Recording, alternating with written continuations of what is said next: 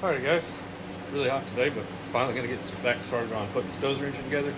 Sorry it's been a little while, been busy making hay and whatnot, but I think in the last video, I remember it's been so long, but I found this connecting rod that was all jacked up.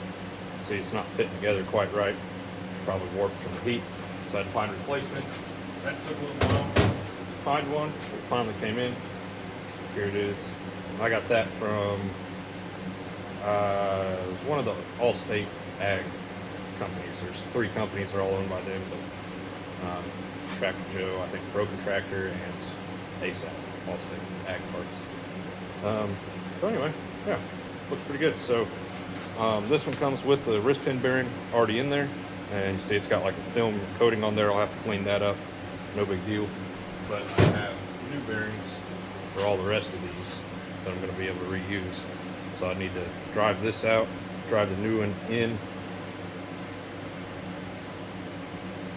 Just noticed, yeah, that hole right there is supposed to be lined up here, I believe. Yeah. That one actually spun in there a little bit. I hadn't noticed that before. Not good. Anyway, so the only thing to note is that when you put these in, they do have a hole in them, the new ones. And so you want to line that up with the oil hole on there so that it can actually feed it oil. And I got these from Heavy Duty Pros. There's your part number on them. And it came in a 4-pack. I only need 3. So, all right, let me move this camera. We'll get set up over here. We'll start, see if we can get these bearings knocked out, wrist pin bearings, knock them out, get the new ones in. And then I think we'll start assembling the long one before we finish up the head. So, all right, let's do it.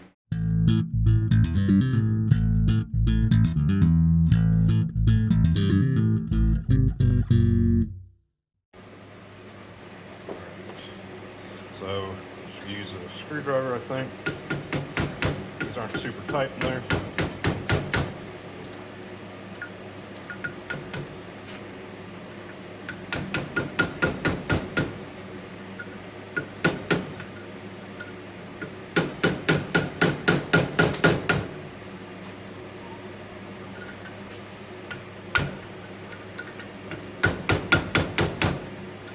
Probably a better way to do this.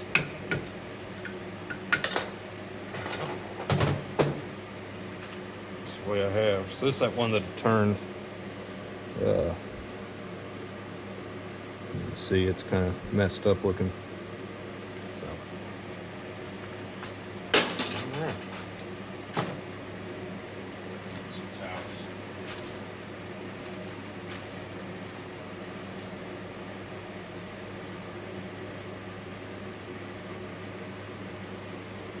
The inside of that still looks fine, so I'm not worried about it.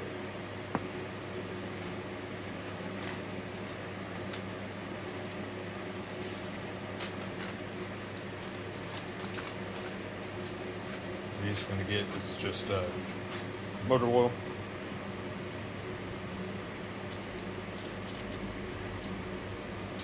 A little bit of oil, a little bit more than needed.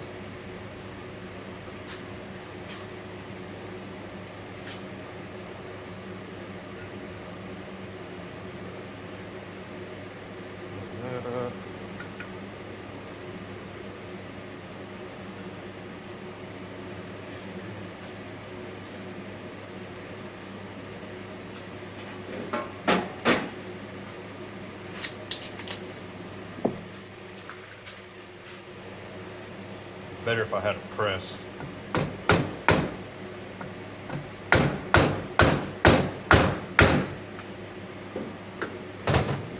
That's what we'll start cracking.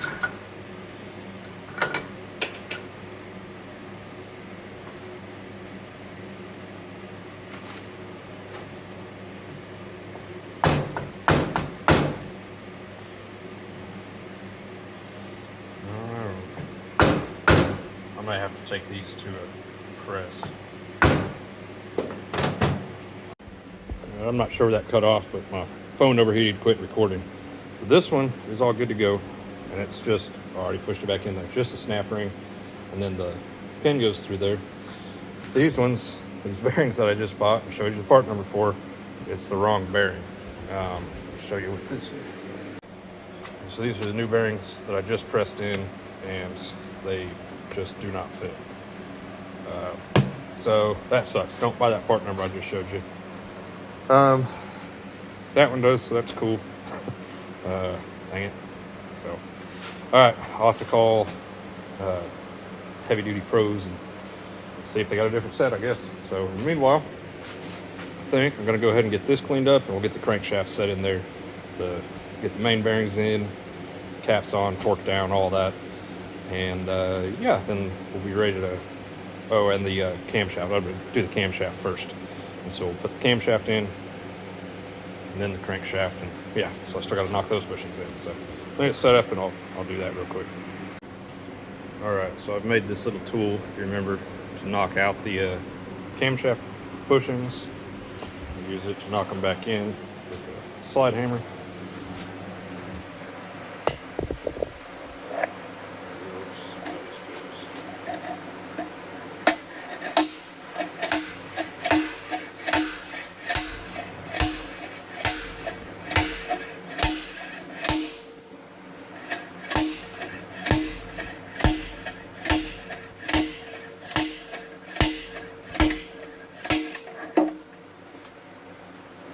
Back one has 2 oil holes, maybe lined up.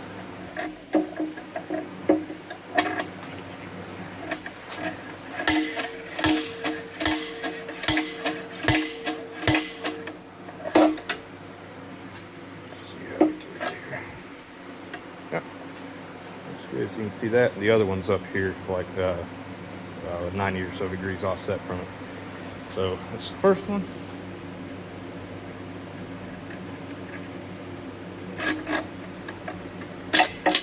Should point out also, out of the set, that's the fattest one, and then this front one up here is also a little bit bigger, and then the other ones are much. One's out here in the middle, little bitty skinny ones. This one is the front of the engine, and that rear one was another 1/4 of an inch or so wider than this one. Now, we will see, it's got a tape on one side to help you get it started. So, oil hole, and these oil holes need to go straight down. So make sure that as we line it up here.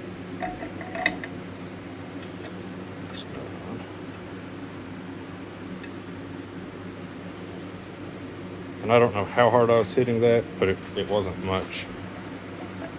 Doesn't take a whole lot. So, okay. Line my hole up. Bottom.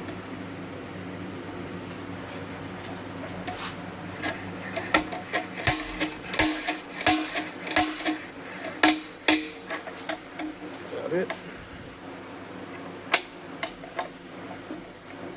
I think it's just a little bit more.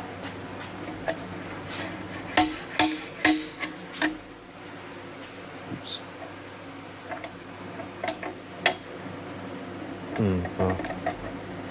Oil hole, I didn't line it up very well. I think that's all right though.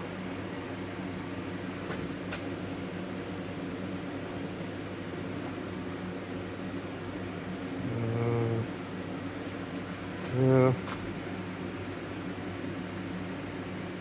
I'm gonna knock that back out and try it again. Figure out a better way to line that up.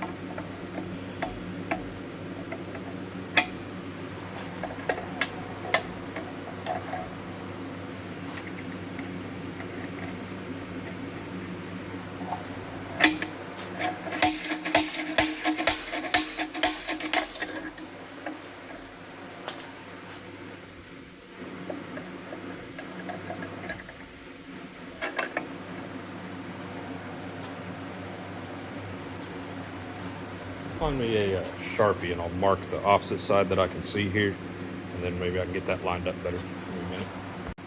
Let's try this again. Sharpie mark on there. There.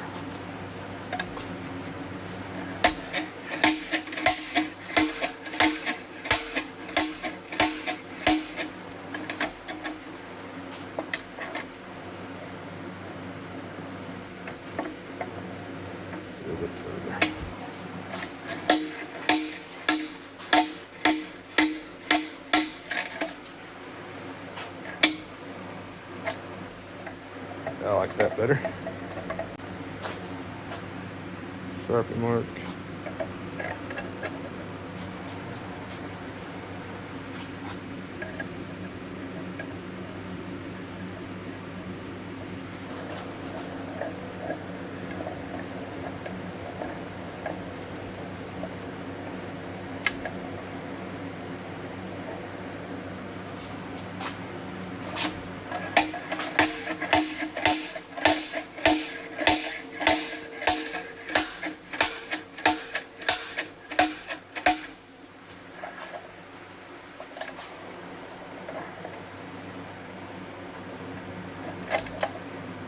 Perfect. Alright, you get the point. We'll just do these last two. One moment of truth.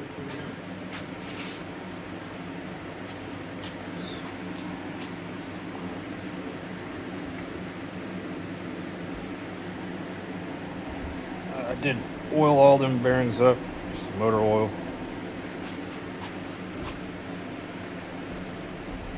It's tight.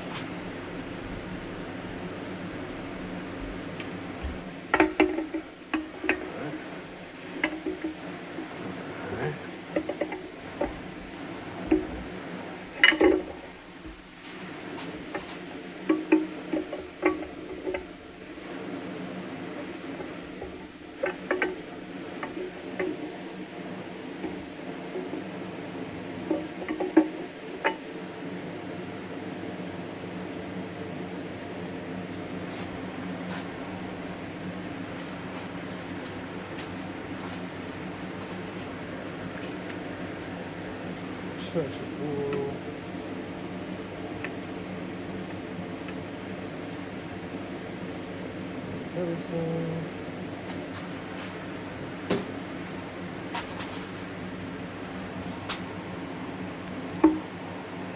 Oh, there we go. Feels good, looks good. All right, slight problem. There's two bolts that go in here. I'm pretty sure they're 7/16 bolts because I tried this one, which is a 3/8 bolt, and it's too big. So whenever my whole original shed thing that I had set up blew over, I must have lost those. I might run into that a few more times. So parts store is still open. I'm just gonna run to a hardware store. This has a 5 on it. I assume that means it's a grade 5. It's got the 3 marks, which would indicate that. And I'll get some lock washers or something. Anyway, I'll be back. I gotta go get some hardware. Word to the wise, don't forget to put your lifters in before the crankshaft, or the camshaft rather. Can't get it in there once it's in.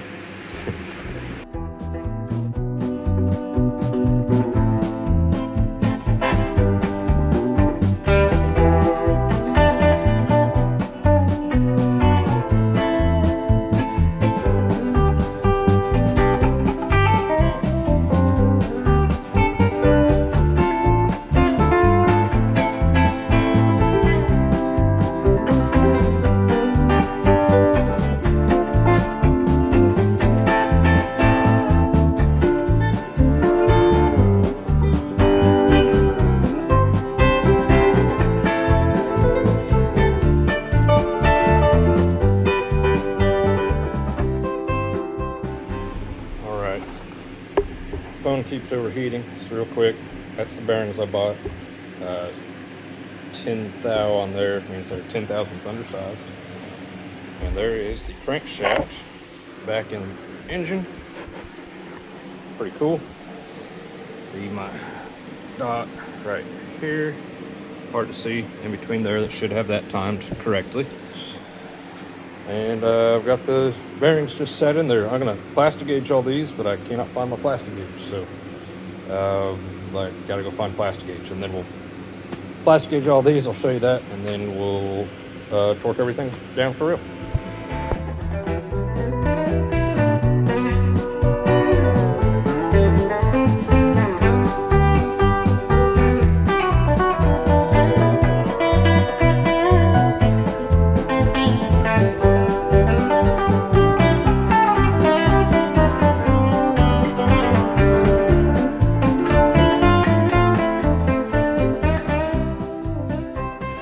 So that was plastic gauge. It's just this little plastic, it's kind of a wax type thing. And then the spec says here in the manual it needs to be between 1.2 thousandths and 4.2 thousandths.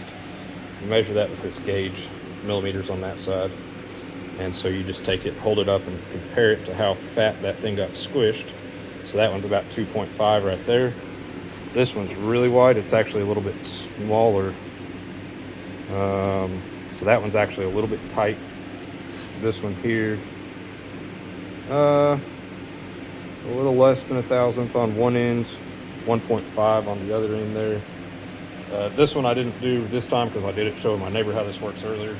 This one over here you probably can't see, but it's at about 3 thousandths. So that one's actually a little bit too fat, and the rest of them are within tolerance. But yeah, so plastic gauge. I think I'm going to go ahead and run it, I guess. There's not much I can do about that being too small. I don't know. I'll have to have a think about it. But anyway, now that that's done, we'll just clean all that off of there and then bolt them back on for real. But I got to think about that one being a little on the small side. Might, I don't know. Well, I'll let you know what I decide. All right, I think what I'm going to do is I'm going to install this one and this one, which checked out earlier, and this one. Go ahead and install them. And then I'm going to turn the crankshaft kind of a 180 or so and recheck these two. One other thing to point out is that these have arrows cast into them, which points to the right side of the tractor as you're sitting in the seat, right? Or the right side of the engine, rather. The engine's upside down right now, so they're pointing to the left. But all of them have arrows on them to tell you which way they go. So make sure you get that right.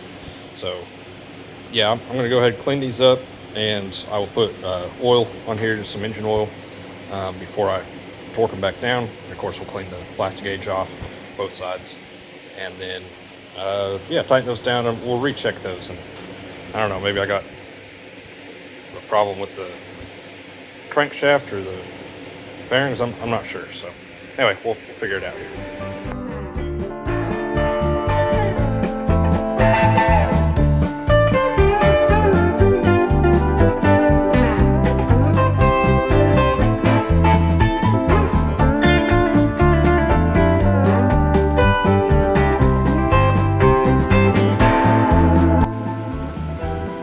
This, by the way, I think I forgot to show it. That was the cam bearings that I bought. And I think I showed this one. That's the maintenance part number on them from Heavy Duty Pros. All right, so going to install this, and I noticed this had a seal on it here that was broken.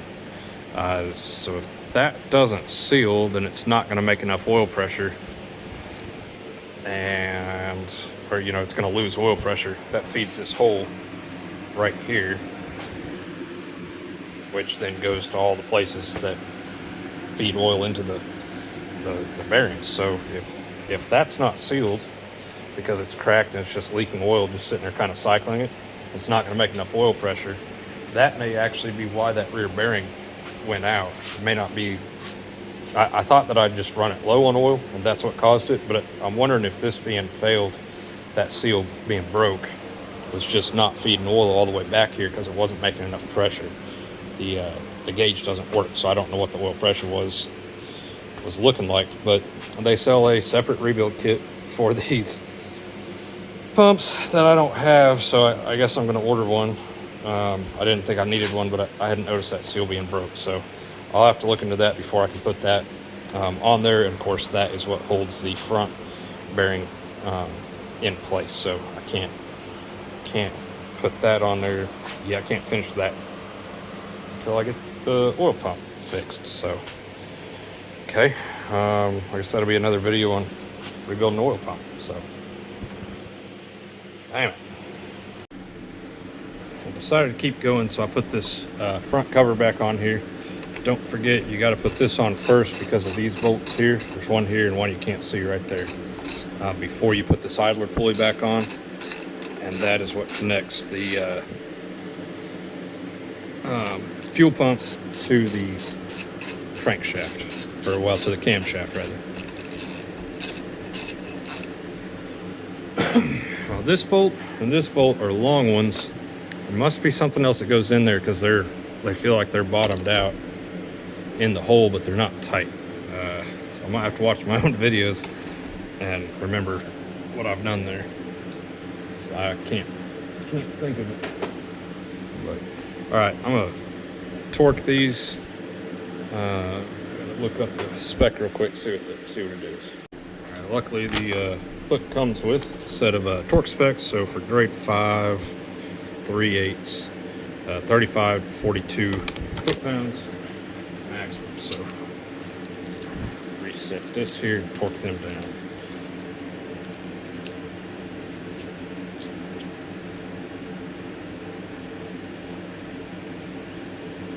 Let's go with 38.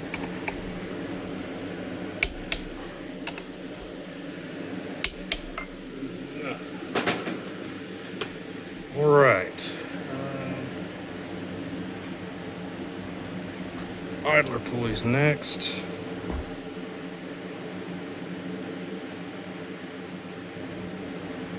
All right, now I remember debating this when I was taking this apart because this has a punch mark on it and that has a punch mark on it, but there's no punch marks on the idler. So, and this timing is important because this is what tells the fuel pump when to send fuel, and that's based off of the cam over here, right? So if this is at a time, then the dozer won't run. I thought I put punch marks on this.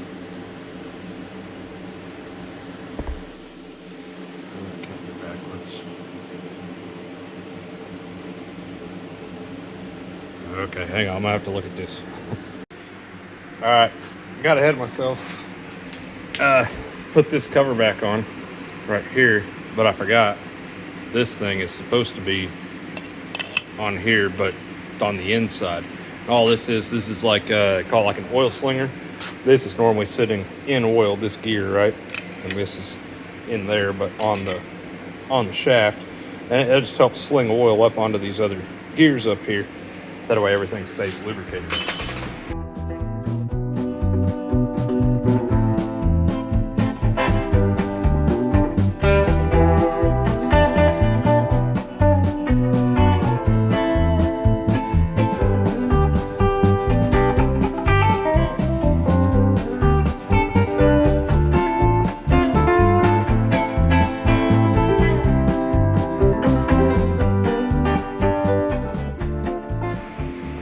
All right, so back where we started, but now the slinger's in there.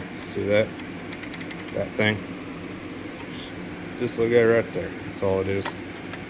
And then that gets compressed in there against this pulley, which I'll have to put back on there. Press back on there. Anyway, after the front main seal is installed. And then the pulley itself is tightened down and held in place by this thing, which just has a 1/2-inch drive on the front of it. And threads right on there, straight onto the crankshaft. So, cool. Now, I gotta figure out this idler gear. All right, I think I've got this figured out. So this piece goes in this way, right?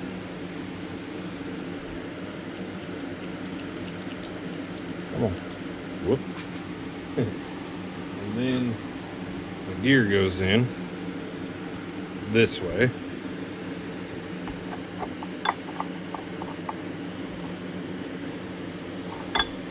To be fair, you could leave that assembled and do it at the same time. And then this, which has shims on the back side, so that presses up against that first piece that I put in. That then goes in, and there we go. There. Like that. Now the one thing that I'm not sure about here at this point is the timing between the camshaft and the fuel pump. So this has a punch mark, that has a punch mark, and I thought that when I took this apart, Well, maybe I did. I did. Punch mark. Punch mark. Okay. There you go. Good job, Garrett. Take this back apart. I knew I just had this, I don't know how that happened, but on my table here, I had this stacked up backwards.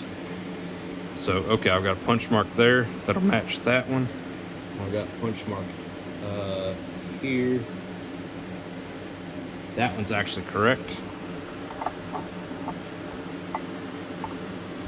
So I just need to line this up. There, and put it back together. Nope. I'm 108 degrees out. I see now. We're good.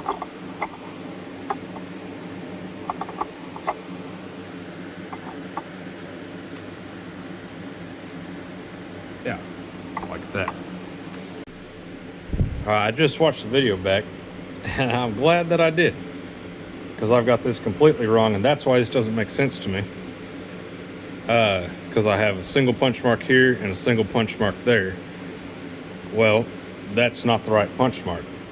This should, or this gear should actually be lined up with a double punch mark that's on this gear, but over here somewhere. So I need to pull this idler gear back out. This I did correctly.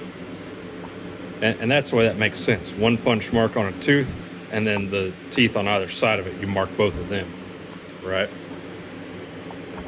So that way, you know where you're at. All right. Now, I gotta rotate the whole crank until I see that other, there, see that?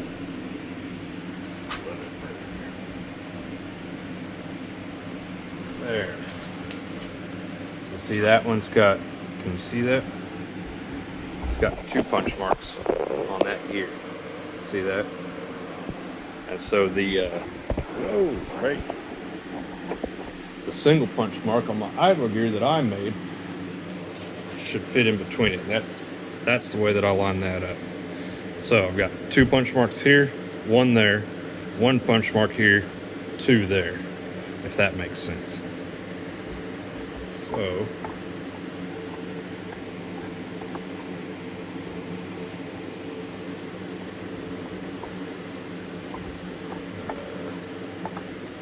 should be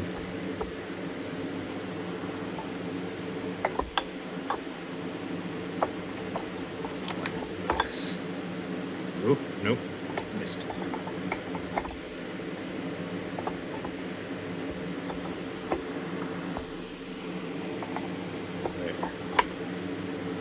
That. All right, so now I've got this punch mark on the fuel pump gear with 1 on either side of it, and then I've got 2 punch marks there with this one in the middle of it. Okay, so that ought to be correct. I hope so. If we end up, so what happens here, and what this does is, this is the directly connected to the camshaft, and so as the cam is opening and closing the valves through the push rods on the heads, it is also turning this gear, which is telling the fuel pump when to send fuel to the injectors. So if this is not timed correctly, then it'll send fuel during the exhaust stroke or during the middle of the stroke or whatever, when it's not supposed to. So this has to be lined up perfect. It has to match perfectly so that when this opens the intake valves and the exhaust valves, that it injects the fuel at the correct time in order to provide combustion, if that makes sense. That's why that's important. And that's why I was worried about it when I took it apart, because there wasn't anything to mark it, except there was a punch mark on this gear and the 2 punch marks that I saw on that gear that lined up. But see, if I had done it the way I originally had it just now, it'd have been 180 degrees out. So, all right. Glad I made that video. So, I got this set up to, whoops, in reverse. Should be the torque spec for these. There you go. And that is set at, I've got it set at 38. It gave me a range between 35 and 42. So I set it at 38 on these.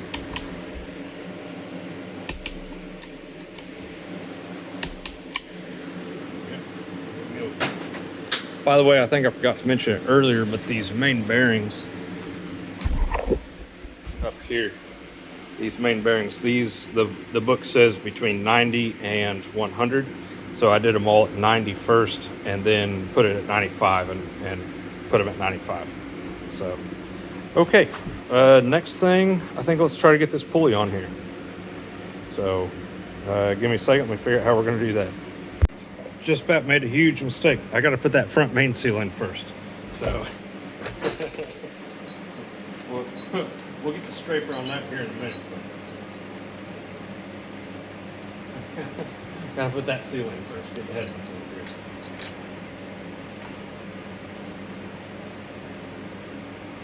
Oh, that'd have been sad if I got that all the way on there. Then remember. Or didn't remember.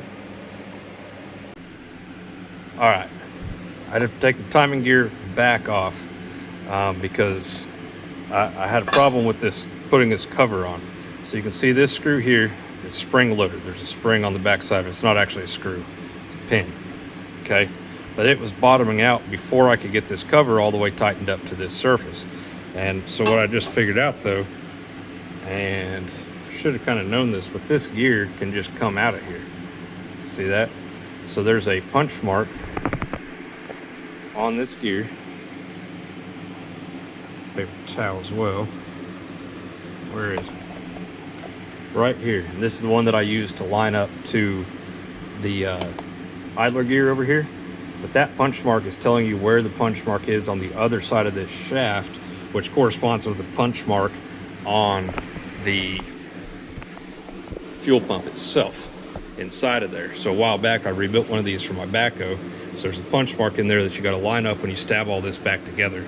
But this little springy pin thing, that's what keeps pressure on this gear to hold it in place. So what had happened was this had been pulled out, and it was, I can just show you actually, it was out of alignment, so it was sitting like so. Not much of a difference, but it won't go together that way. But if you turn this until it lines back up, that pops back in about 1/4 of an inch, and that's enough of a difference to keep that from working. So, too far. Now, put the idler gear back in, hopefully for the last time. Whoop. Don't lose those shims on there. It goes in with the boss side towards the motor. And now with the punch marks that I made before, I should be able to get this lined up.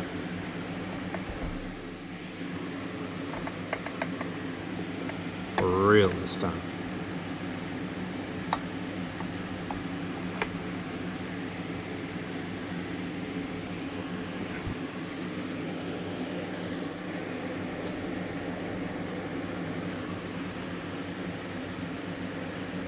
All right, I think that's got it.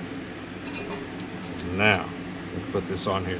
So, just to note, these gears should be flush with each other here, pretty much. This one sticks out just a touch, but they should be flush. Earlier, this gear was out by about 1/4 of an inch. So, just something to watch for. Trick I just learned. Thought I'd bring you along for the lesson. Put this back on there. Torque it back down. 38 foot-pounds. Again, third time. Third time's a charm, right? All right, so the next thing I want to do is get this seal in. It's just sitting there. This is the front main seal. It'd be cool if I had a press, and I could probably just tap it in with a hammer, but I happen to have this 2-inch socket. I think this is going to work better. We'll just tap it in this way. Maybe. Oh, I don't know. Yeah, it might be better just tap it in. It's wanting to go in crooked.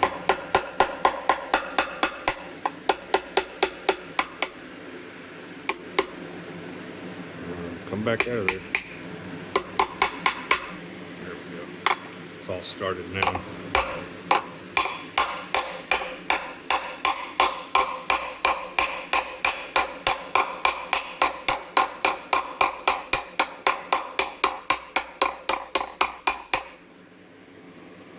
That's pretty good.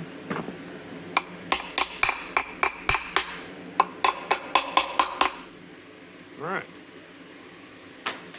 That's in. Now that that's in, start fitting the bearing in. And I'm going to give that just a little bit of oil on that seal. Or rather, where the seal rides. Oops, too much.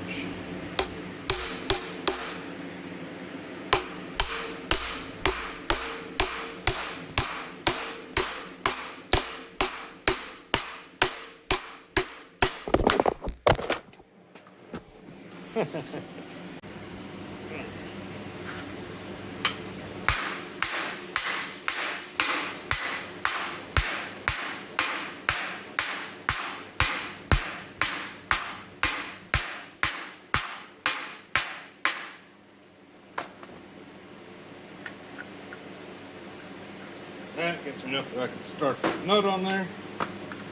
Now we can drive it on there with the impact hopefully.